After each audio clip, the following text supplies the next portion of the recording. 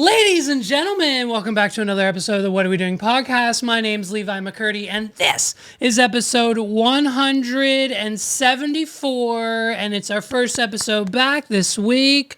We've officially transitioned the inauguration. The country of the United States has a brand new president, and it went off without a hitch. I mean, this week's been a wild roller coaster, and we're here to bring you the facts. We've compiled all of the highlights from the week that you need to know about, some good, some bad. We're getting crazy, okay? It's only been, 128 hours, and Donald Trump's already fulfilling promises, breaking promises, and upsetting just about, I don't know, maybe 98% of the country. What are we doing?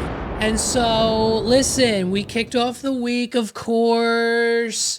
The 14-hour TikTok ban, it came, it went. Most people slept through it. You know what I mean? Some of us were away at a little romantic, kind of log cabin getaway to detox from all of the TikTok toxicity out there, okay? If you saw the short clip from this weekend that we posted on all the channels, Megs and I, we got away for our TikTok ban weekend. And then, of course, it was all for nothing because the ban lasted just like that. All thanks to, according to them, President Donald Trump. How much money did he give them?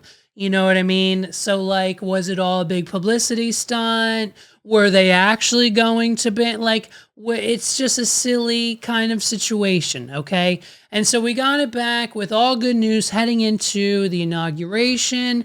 And listen, the only thing I'm going to say about the inauguration, I mean, I watched bits and pieces of it here or there. It was just all, it's by the books. There's nothing outlandish to be said or to be heard at these things. The only outlandish thing that really came from a formal inauguration and not the ball to follow. I'm not talking about the inaugural ball. We'll get to that in a minute.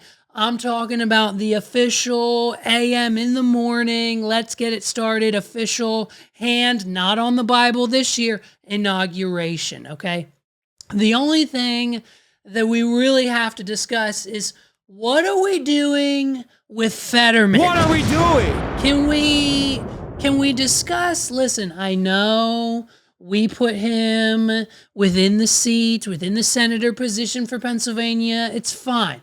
Was the basketball shorts and hoodie thing really cool and we all dug it, and that's half the reason he got in to begin with, because he doesn't conform to, the whole thing of dressing professionally in professional attire when professional things, much like the presidential inauguration, is happening. And so dude just essentially rolls out of bed. He's got the basketball shorts on, same ones he wore yesterday, and his finest, most freshest Gearhart sweatshirt. I mean, it was fun. It was a bit, right? It was a great bit. We loved it for the first, 4 or 5, however many years we've had to deal with this now. But it's time. Can we make this an executive order? Can this be the next executive order we sign, please, President Trump? If we could, please sign into executive orderness the requirement of formal attire for John Fetterman. What are we doing? Listen, I support it, okay? I support it. I understand it. The whole Adam Sandler, I'm going to make a statement with my basketball shorts, even though I'm a billionaire. I'm in this position of power, but I'm going to be me, which at my core is lazy and just comfy to the max. If anyone is comfortable with the presidential inauguration, it's John Fetterman. Okay, and so all I'm saying is it would be great if we could see him in a suit every once in a while. Just, every once in a while. It's just a smidge of an embarrassment. You know what I mean? It's just a little, at this point in time, we need the man, just put pants on.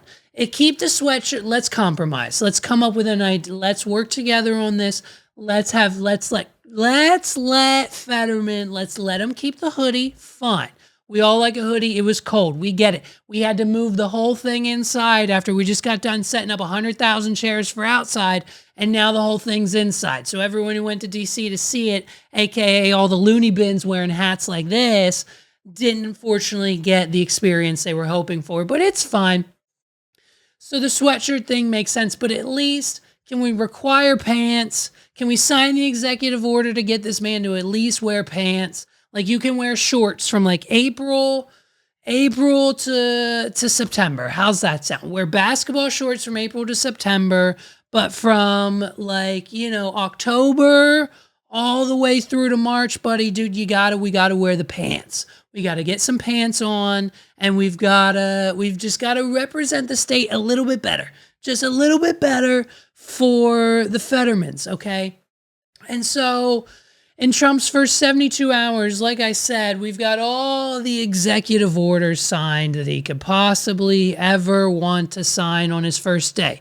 We saw him do a handful at the podium. So with all the executive order, I mean, just some of them, like declaring the southern border a national emergency, fine. Designating cartel terrorist organizations, fine. Ending birthright citizenship has some people up in a tizzy, some of which to the point where I think it's already been like blocked or vetoed or whatever the judges can do to stop whatever the executive order. So like people were up in a tizzy about the birthright citizenship thing.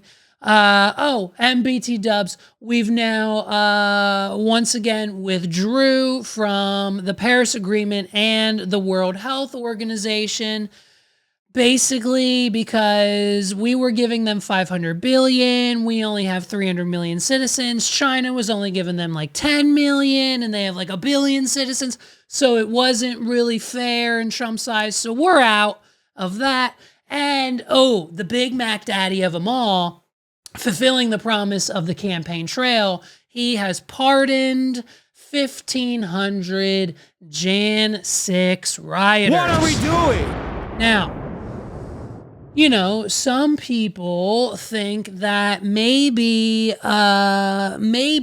pardoning every single one of said Jan 6 rioters might not have been the best decision. And some people, obviously the families and people surrounding all the other people, thought it was a great idea. So now all of the January 6 rioters have been signed and let go. And so the first question asked when we learned of this news was it necessarily, Zaddy Trumps,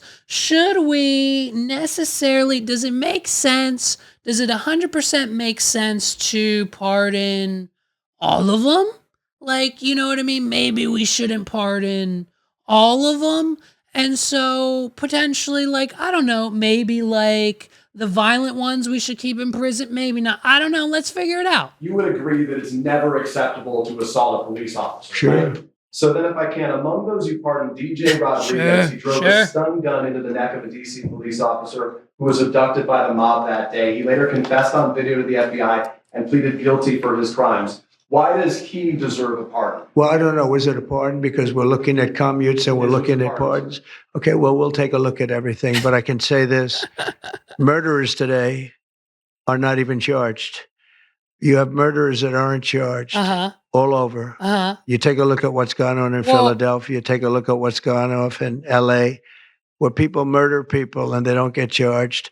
These people have already served years in prison, and they've served them viciously. It's a disgusting prison. It's been horrible. It's inhumane. It's been a terrible, terrible thing. What are we doing? Because there are unsolved murders in this country, and the people who don't get caught committing said crimes don't get caught. We're justifying, and this is 24 hours in, by the way, we're already slamming Zaddy T with the hard-hitting questions. Hey, you would agree that it's not good to tase a police officer in the neck, correct?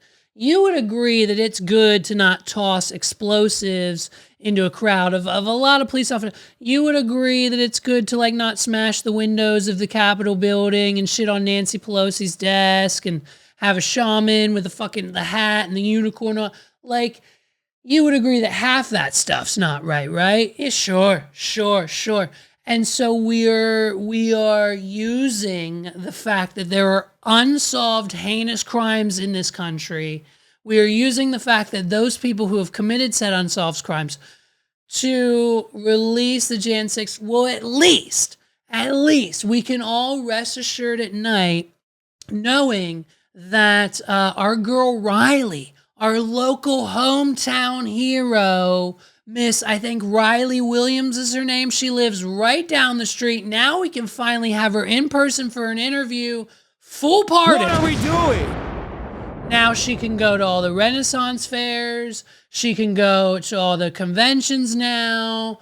My girl, our local Jan 6 rioter here in our hometown, Shane Gillis, is going to be pumped. We should. I mean, let's get her. I'm going to reach out. I'm going to see if Riley wants to come on the pod and talk about her experience all the way up from, I think, like, we'll start at January 4th and then pretty much up until like right now. And it's going to be I'm sure it's going to be an incredible ride, from the judge letting her go to the Renaissance Fair all the way up to imprisonment to now being pardoned by the 47th president of the United States. I mean, for you guys, for good measures on this podcast, we're 100%.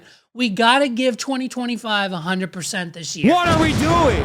And so all of the Jan 6 rioters have been pardoned. Among other things, other people. Oh, lil buddy, what's his name? Ross Williams, who is supposed to be spending life in prison for the creation of Silk Road, by the way. Millennials might know, but Gen Z, the new kids, Silk Road was like this dark web place where you could go before crypto existed and buy literal drugs, guns, things, and just have it shipped straight to your house. What are we doing? And so they found him, locked him up. Trump just pardoned him fully. So, like, things are going to get weird. Things are going to get weird this year and for the foreseeable future. So I need everyone to buckle up. And of course, last but not least, we've got Trump getting rid of every single DEI initiative at a federal level that dates all the way back to, like, I don't know, like the 1960s. What are we doing? Basically, the line item in the federal law that states that employers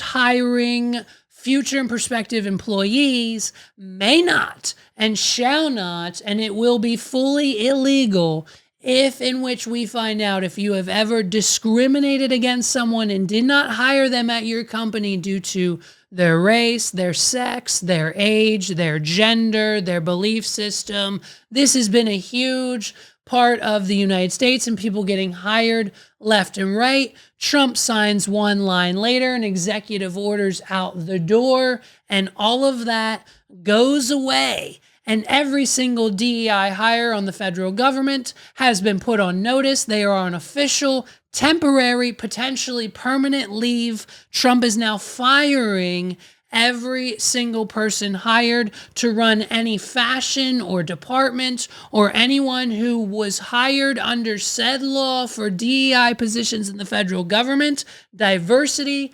equity, and inclusion has just been executively ordered out the fucking window. What are we doing? And so basically with this news, we've decided, and I mean, I can now legally say this, I've decided at all of my companies, for those of you who are late to the game, I'm an entrepreneur. I not only own this podcast studio we're recording in every week, we have several other businesses. And so if and when we are ever ever hiring again. And when we're done in the next few weeks firing pretty much our entire team, we're going to need to rehire nothing. And I mean absolutely no one. We are hiring no one other than big booty Asian women. What are we doing? So if you show up to the interview and you are any percentage less of Asian heritage and you don't got that voluptuous thing behind you, then we'll have a nice interview. I'll ask you some questions, why you think you're qualified for the job. Okay, great. We're going to reach out. We'll let you know in a few days if you did or didn't get the job. And if you did not meet the criteria of being a big booty Asian lady, I mean, hey, it's probably going to be a no for me, dog. What are we doing? And so thank God, because listen, I've got these two idiots I've been dealing with. I think one of them might be alone, you know what I mean? So like I'm firing everybody. And from here on out at every single one of my companies, if you don't fall under that very specific category when it comes to age, gender, race, and I mean even physicality, body type, we are slimming down the requirements of what it takes to work at this company, all thanks to Donald Trump and his DEI initiatives. What are we doing? So that's fun, you know what I mean? If you're one of the millions and millions of people in this country who identify with the LGBTQA plus community, those of you who, you know, might be, you know, gay or even, you know, in its simplest form, from another conch, or in its simplest form, not white. What are we doing? So, shout out to all my minority friends. I'm checking in on them, and I'm asking them, you know what I mean? A, how are you taking this news? B, do you think it will affect your career and jobs moving forward? And C, do you know any big booty Asian women? What are we doing? So DEI's changed, and wow. So you know what I mean? The executive orders, they're coming left and right. And with a new regime also comes a new team, right? So everyone's been kind of anxious and thinking and seeing and predicting who's Trump going to bring along with him, right? So before we even won, we're already announcing some of these positions, but now that we're officially here and we're in office, the list of people that Donald Trump is choosing to put into places of power throughout the federal government is, dare I say, maybe, one of the best list of people that you could potentially put in these positions that we've ever seen. What are we doing? I'm not even joking here. I mean, I've got it all broken down here. When I tell you the people that Donald Trump has decided to put in these places of power, I mean, it must have taken 4 years. It must have taken the entire 4 years of Biden's presidency to figure out exactly who to pick and where to put them for what might have been, probably in a metaphorical sense, the best chess game ever played. I mean, listen to this. The new Surgeon General of the United States is Dr. Jeanette, okay? And Dr. Jeanette, if that name sounds familiar, her qualifications, okay, are two. There's two qualifications she has. One, she is theoretically a doctor. She was like a correspondent for, I think Fox News. She's as much as a doctor as Dr. Oz. Her one qualification has her own line of celebrity vitamins, and she just so happens to be the sister-in-law of the guy who Trump now hired and put in charge of national security. So the new national security advisor is none other than Mike Waltz, okay?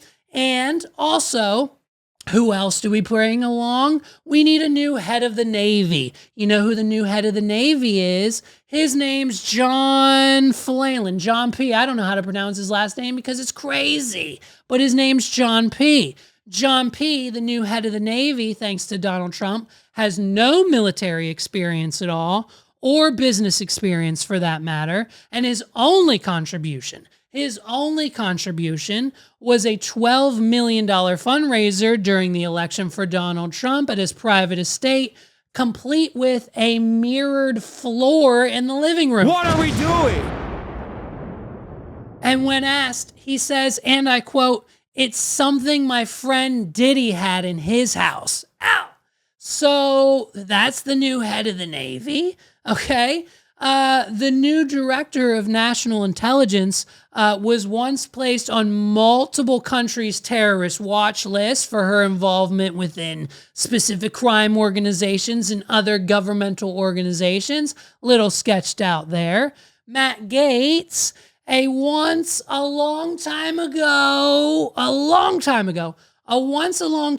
human sex trafficker Matt Gaetz was just named the new Attorney General, and it's allegedly, folks. Allegedly. What are we doing? He was accused, not convicted, of being a human sex trafficker. Accused, not convicted. Just like Trump. RFK Jr. is in charge of our health now. That's fine, but like he's been on record stating that he does heroin to deal with his leaky brain and like the worm that's in there. I don't know. I guess it's cool to have the guy in charge of our health do heroin. That's fun. I want to do heroin with RFK Jr. You know what I mean? And then, of course, the best draft pick of them all was Donald Trump choosing Billy Long as the new head of the IRS. And in case you're curious, okay, my buddy Sway, shout out to host Sway, yo. My buddy Sway is more qualified to be the head of the IRS than Billy fucking Long. What are we doing?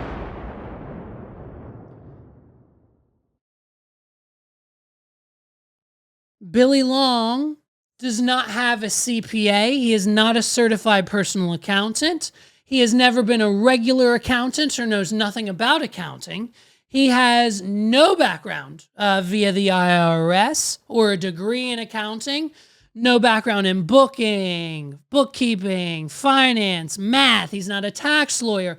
None of that. He's none of those things, okay? At bare minimum, listen, maybe what you're thinking now is at bare minimum, Levi, Billy Long has to, at least in any of form of the sense, Billy Long has to have at least a college degree, correct?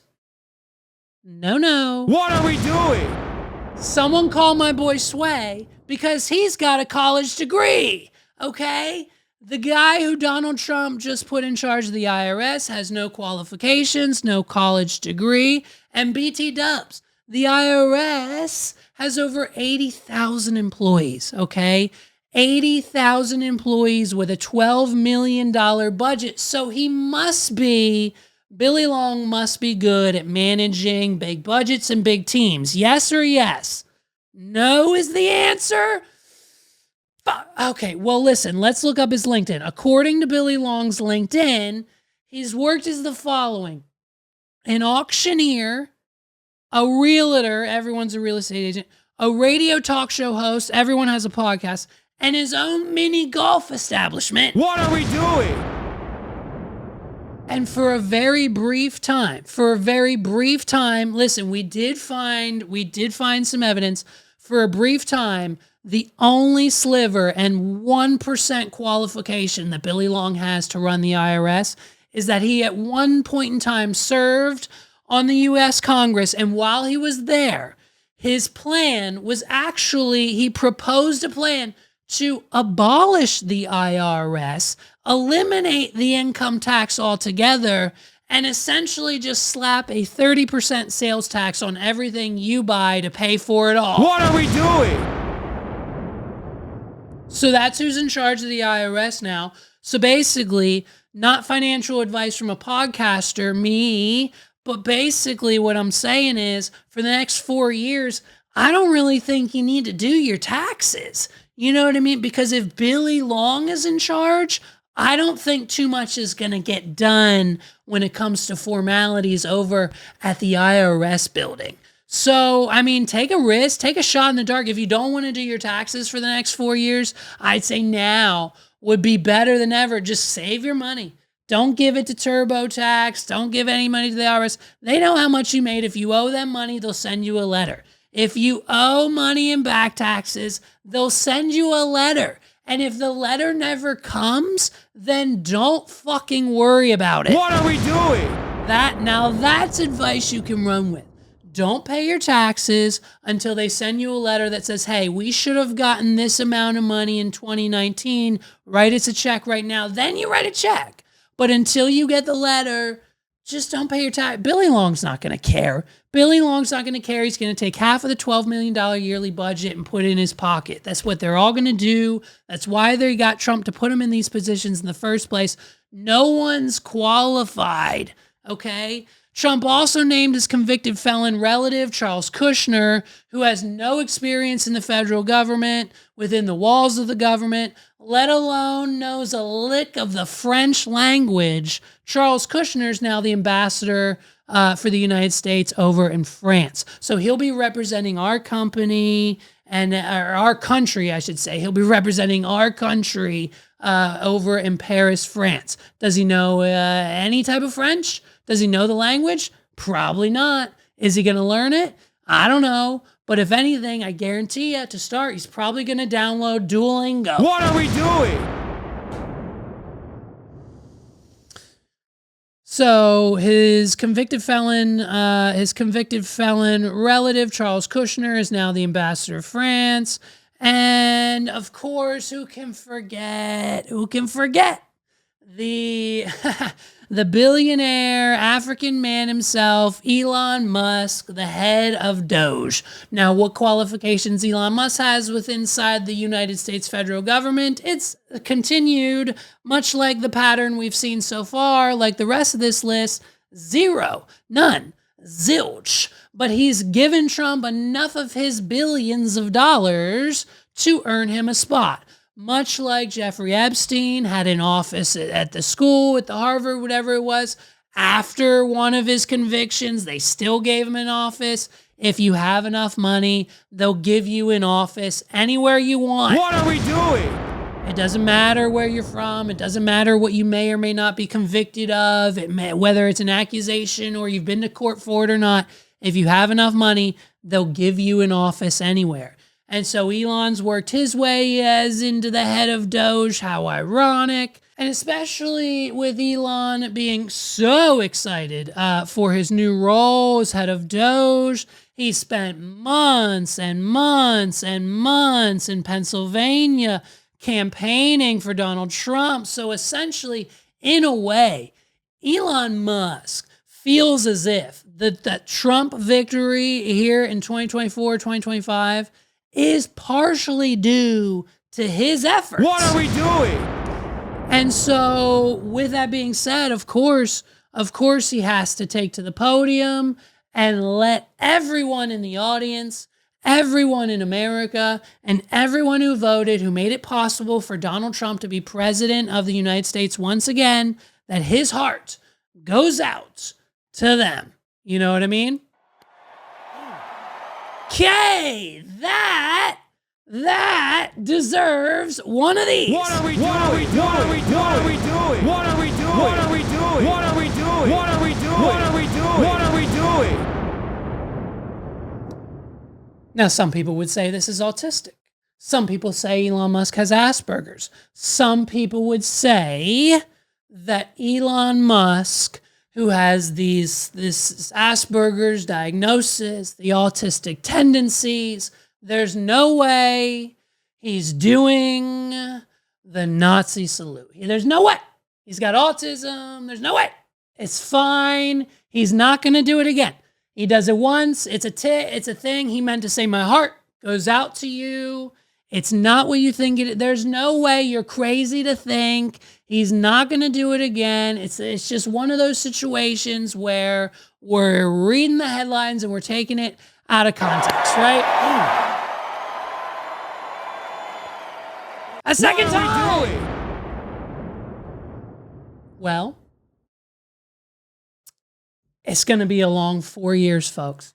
It's going to be a long, long 4 years. Listen, for anyone on TikTok or just in America with their own personal opinions, for anyone who is still dismissing the fact that this man did the thing that it's 100% illegal to do. If he would have done this in Germany, he would have been arrested and locked up for an extremely long time. What are we doing? And so here we are doing it twice. It's not a mistake. And if you think otherwise, you're sadly mistaken. And so we have this man giving the symbol of the salute to what people have already been attempting to claim as a Donald Trump dictatorship. And so, you know what I mean? It's a situation where we kind of just got to, what are you? Ha, who, he, it's you saw him do it and then he did it twice.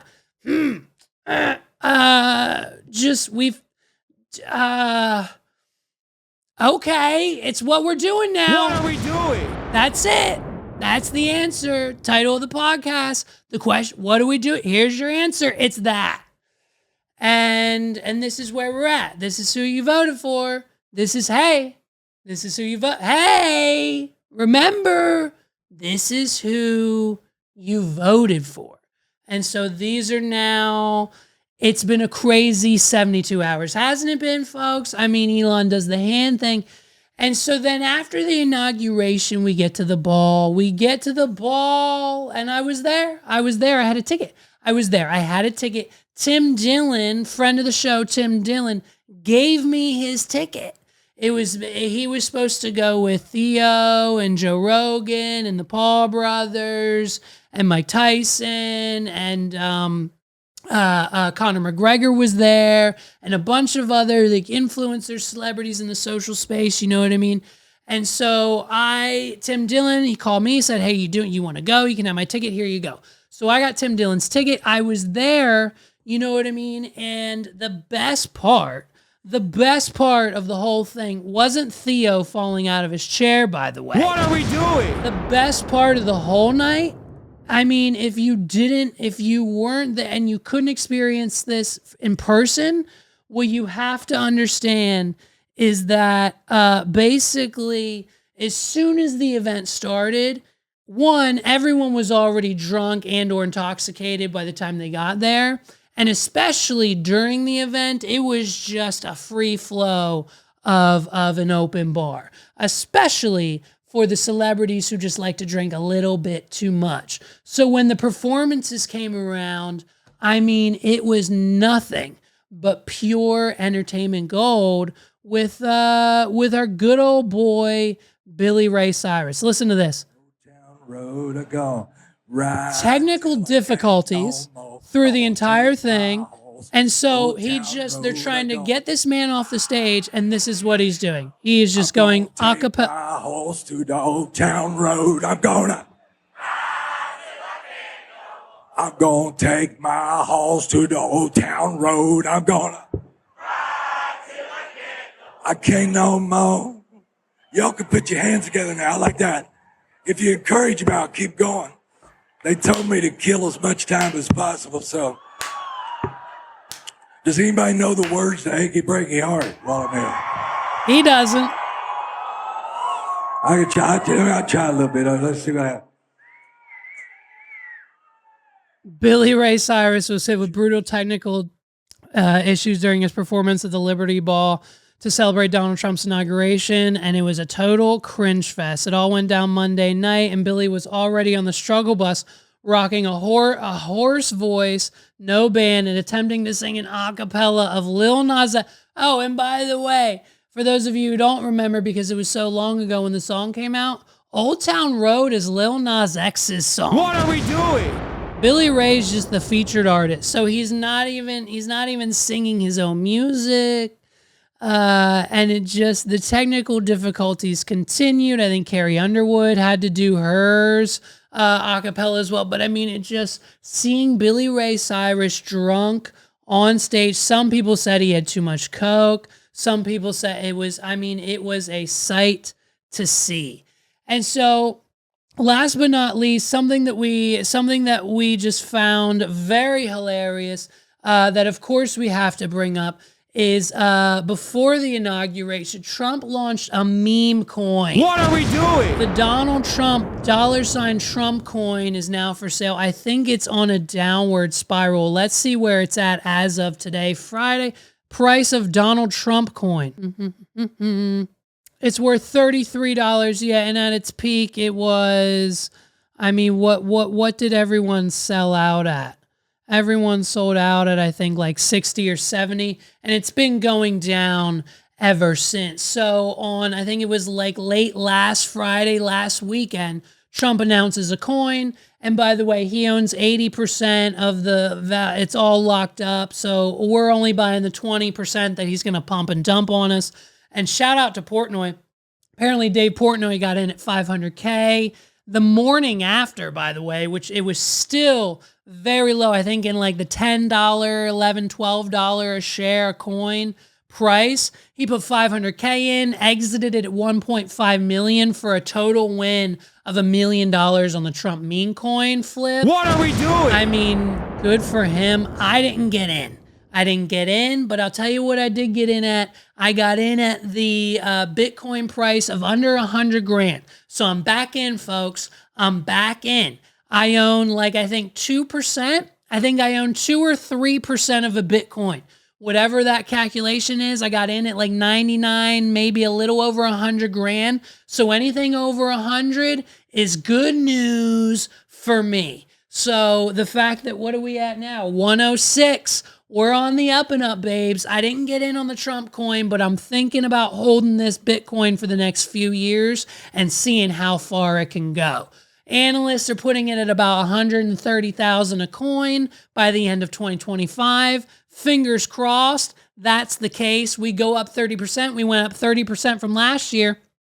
In January of 2024, I'm pretty sure the coin was worth 34 to about 36 grand a coin. If we would have gotten in then, we would have, I don't know, tripled? I think tripled our money. What are we doing? So it's only probably going to go up from here. I say probably. It's not financial advice. Don't take it from me, but I'm all in on BTC now. Again, of course, once in my life. I just think with the whole Trump thing, love him or hate him, I think it's going to be good for crypto. So, of course, now that he's officially president again, someone had to ask him. Someone had to ask the question, what are we doing now that we're officially back in office? Are we going to keep at it with the shoes? Are we going to keep releasing Trump fish? Are we going to keep releasing like shirts and perfumes and digital trading cards? Like, are we going to keep doing the personal product thing? Because I don't think there's ever been a time in presidential history, maybe for like a book, maybe for like an autobiography, this is me kind of book. But I don't think other than that, no other president has ever had a digital trading card or a pair of sneakers for sale while being an active president. What are we doing? So naturally, the press and most of us at home want to know what the plan is. Now that he's officially president again, will he continue to grift his fans and loyal followers with these cheap Chinese? Because if you think about it, use your brain for 1 second. I know that most people with this hat on, and there's like a layer that goes over your brain and you can't think right. I'm here to help.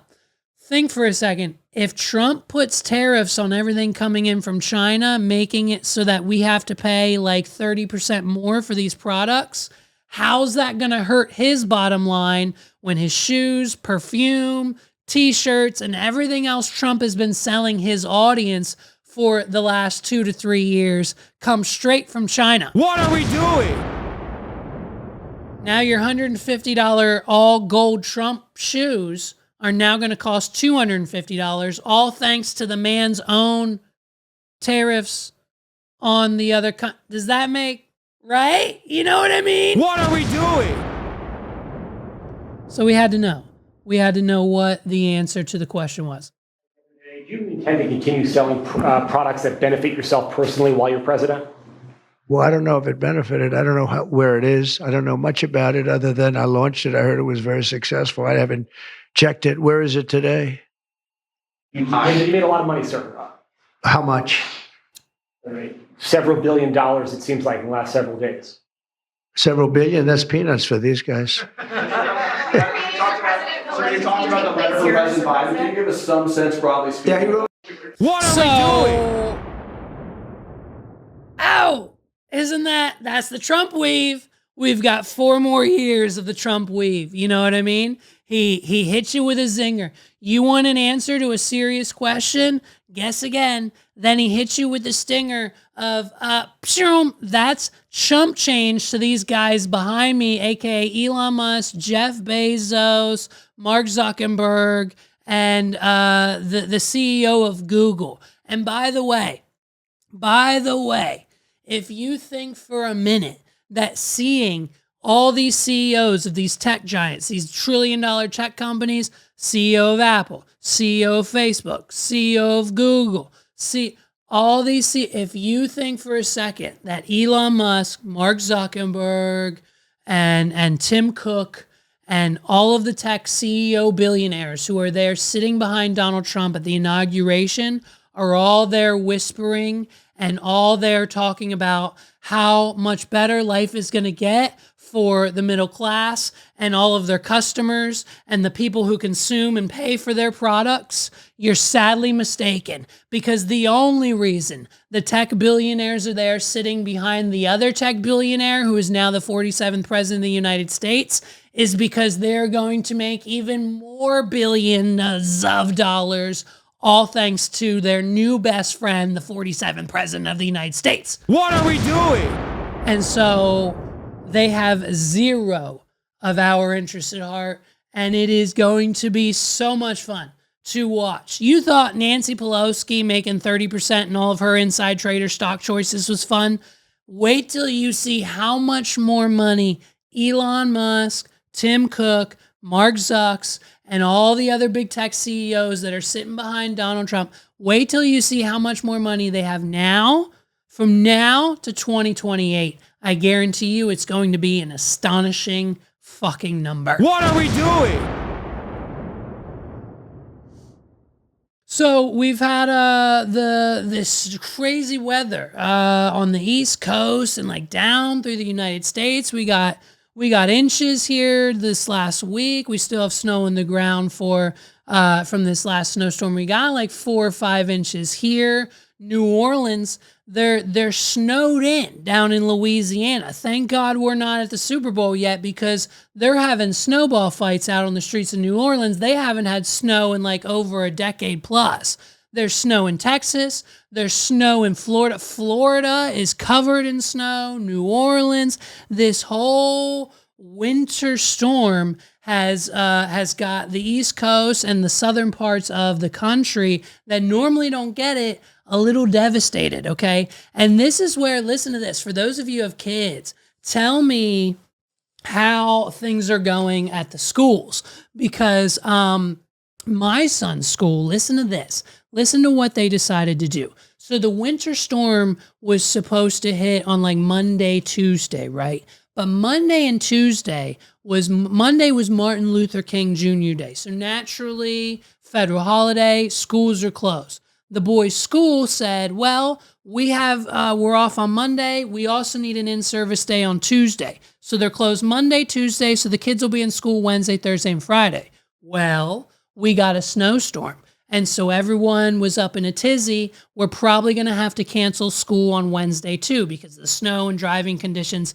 And if you live in Pennsylvania, when it snows at least an inch, you know it's physically impossible to drive down any road, highway, and or other system where your vehicle could potentially drive or fit. What are we doing? So we have to close the schools down immediately.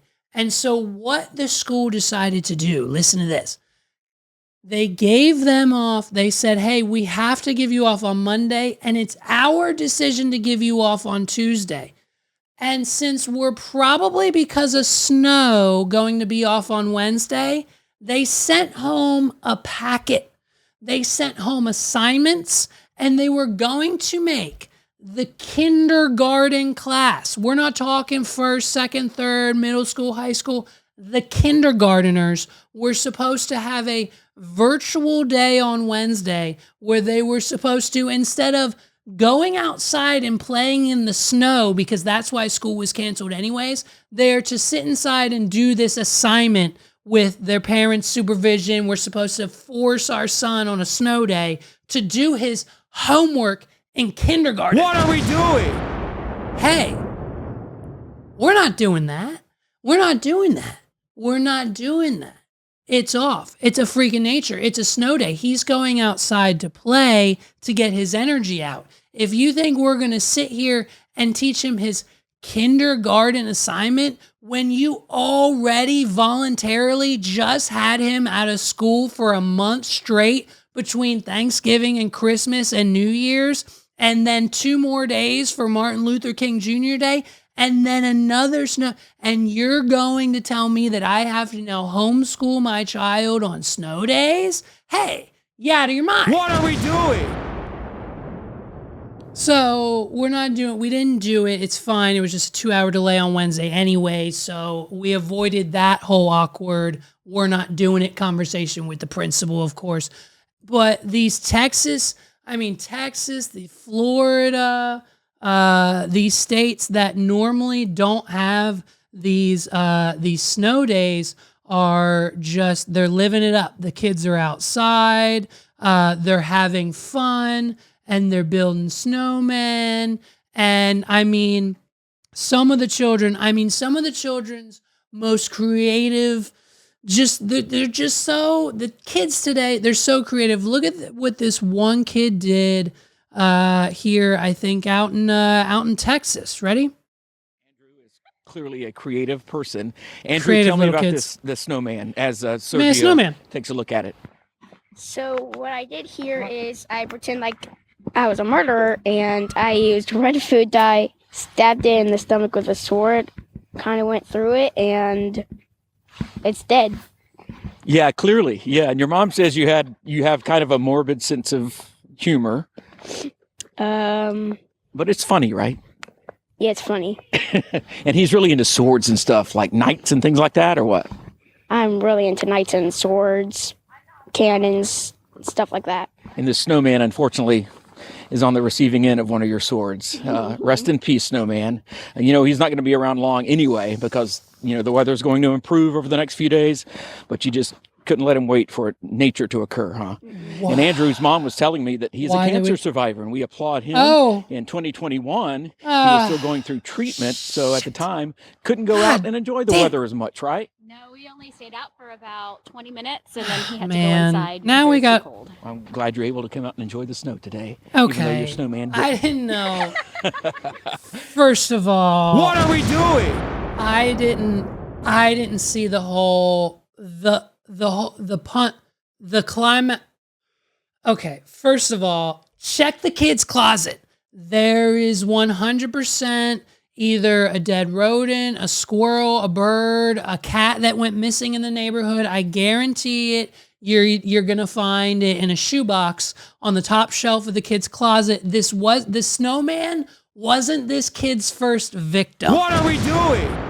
Listen to how he handles this situation. Where's the part? He's like, yeah, but it's just a funny joke, right? Listen, say it again.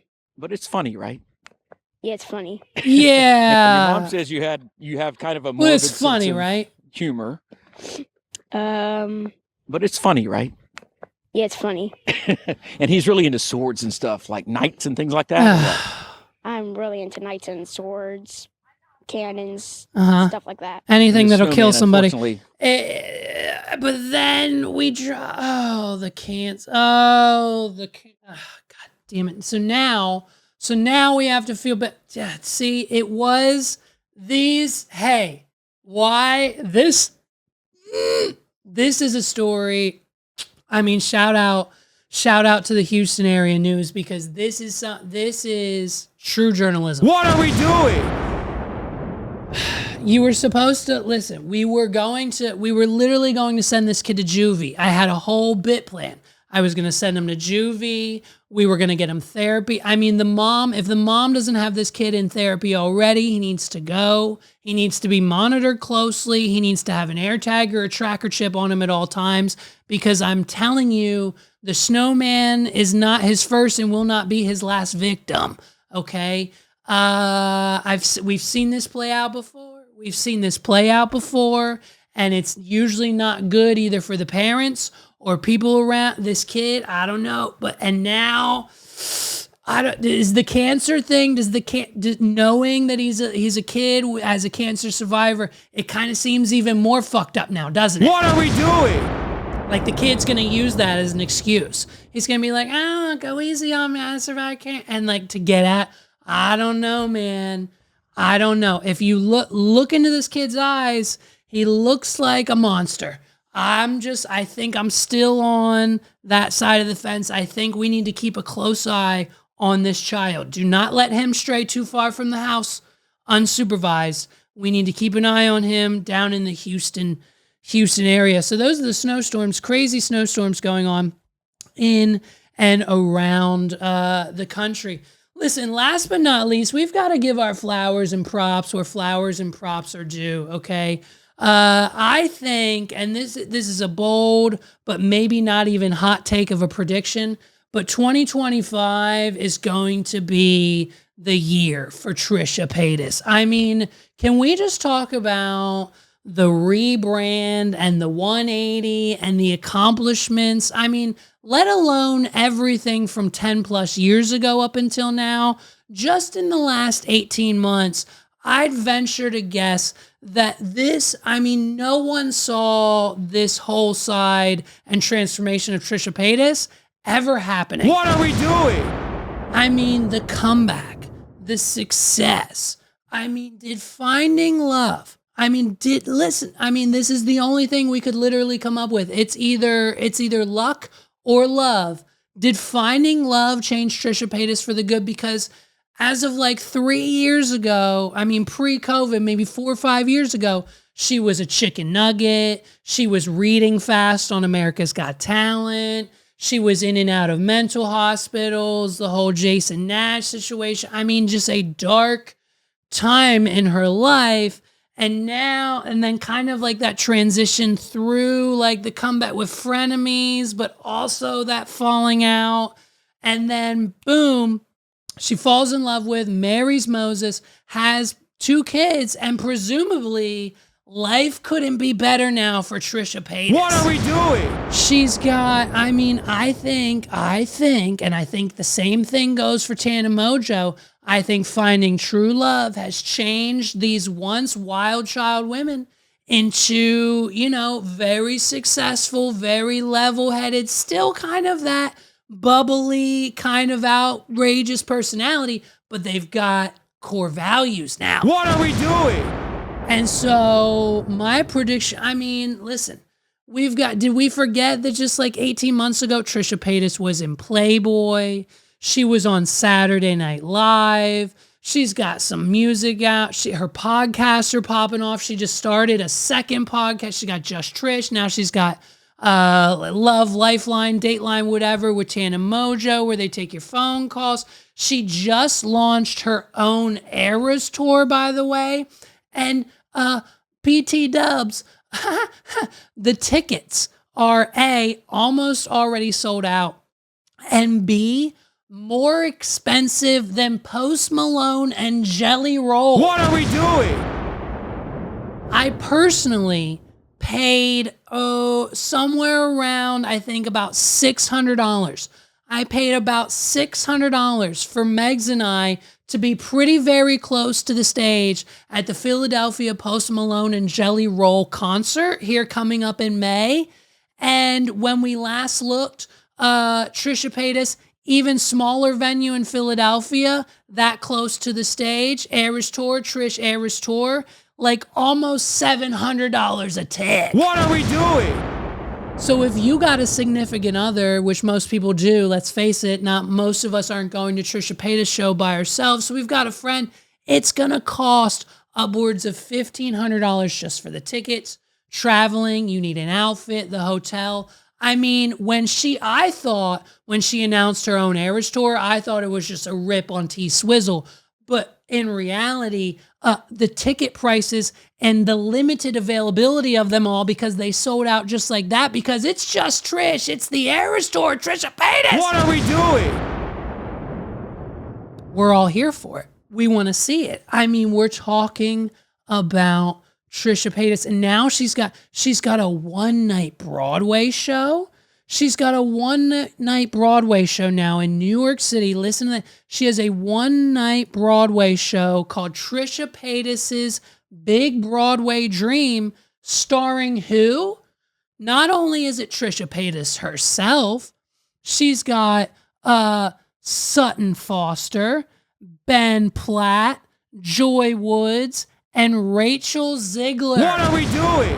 Probably said half of those names wrong, but if you know Broadway, you know these people. So she's up there with the big guns now. She's got a one-night Broadway show. She's got the tour. She's presumably living her best life. Here's our hot take. Ready for the prediction of the year? Here's our prediction. A little birdie told us, okay, we've got some inside sources, we got some insider information that Trisha may or may not have just worked with the same photographer that works alongside the company and has also taken the photos of Sabrina Carpenter for the same collab, Trisha Paytas x Skims. What are we doing? 2025. Trisha Paytas, hot take prediction right here, right now. You heard it here first. Trisha Paytas is going to announce and launch a Skims, Kim Kardashian Skims collab with Trisha Paytas this year, coming soon. Mark my words. I'll put my Bitcoin on it. You know what I mean? So I think that's it, man.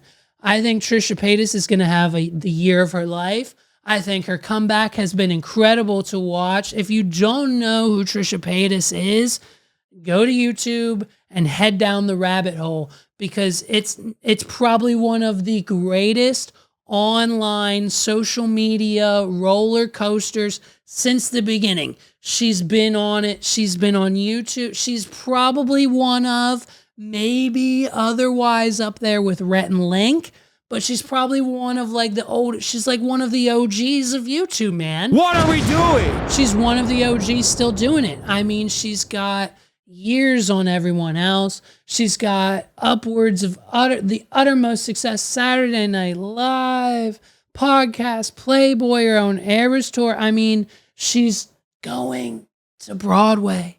It's Trisha Paytas. So, I mean, flowers, shout outs. We love the new era of Trisha. We love the new era of her best friend Tana. I mean, it's just these girls have finally figured it out. They finally figured out what they need to do to just kind of be successful. And at the end of the day, it's quite simple. You just got to calm down a little bit. What are we doing? Listen, we had a whole bit plan. We had a whole bit plan and a whole list of things to say about Blake Lively and his new girlfriend or new boyfriend, Blake Lively, and her new boyfriend, Justin Baldoni. Okay, we had a whole bit plan there, but we've got some more research to do. Our buddy Paul just read the entire 90-page court deposition from both sides, and we've got all the details. We've just got to go through it and figure out who's telling the truth and who's not. I, personally, from what I've seen so far, I'm on Team Justin. He's on Team Blake. I don't know where it goes. I think Ryan Reynolds might be a snake in all this. I think it's hilarious that she called herself Khaleesi in the text message. Blake Lively calling herself Khaleesi in the text messages to Justin, saying like she's got dragons, referring to Ryan Reynolds and Taylor Swift as her two best friends and everyone backing her. So like, you know what I mean? She referred to herself as Khaleesi when in the end, maybe she didn't watch season 8. Maybe that's what it was. Because spoiler alert, in the end, Khaleesi's dragons didn't matter anyways, and she gets it in the gut, and she's dead. So it doesn't really end well for Khaleesi. So referring to yourself in as your defense, like, bitch, I'm Khaleesi, I'm powerful, I've got dragons called Taylor Swift and Ryan Reynolds, is kind of like this weird foreshadowing mistake. I think that's probably going to come back and bite her in the ass.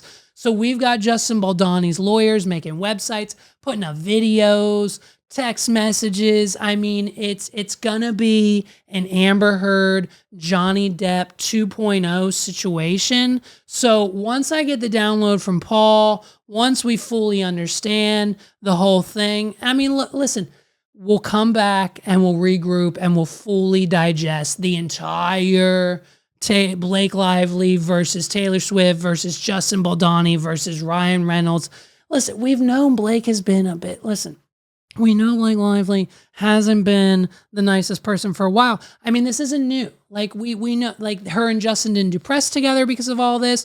She almost didn't do press for A Simple Favor. That's the reason that whole movie scrapped. They're done. Her and Anna Kendrick, Blake Lively and Anna Kendrick are done filming A Simple Favor 2. So if you're a fan of the movie A Simple Favor, you're probably never going to get A Simple Favor 2 because of this. It's done, but no one wants to touch it because any studio that buys it also has to put marketing dollars behind it. And your marketing dollars don't work when you've got Blake Lively being a complete bitch to her co-star Anna Kendrick the whole effing press tour. So if you remember the press tour from A Simple Favor, we kind of saw this behavior from Blake before, and it just kind of, it doesn't seem, it seems like a little patternistic, and that's why we're kind of leaning towards Justin's side, but also, we've also heard through the rumors and Twitter spheres and through articles and other things of such, is that Justin might not be such of a nice guy either.